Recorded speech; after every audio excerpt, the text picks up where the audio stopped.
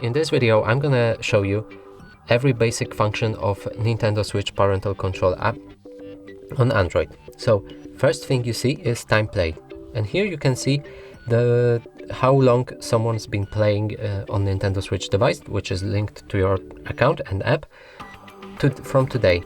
So there's not been any usage for now.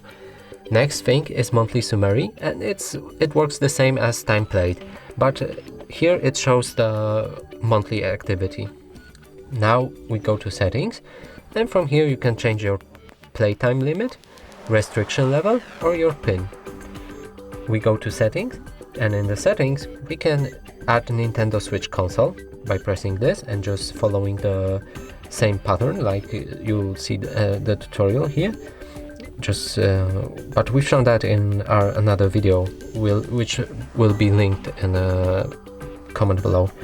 And next thing is we go to settings again, notification settings, which we can enable or disable, lock app, and we can lock our app with biometrics, so it might need to get the fingerprint scanner before opening the app.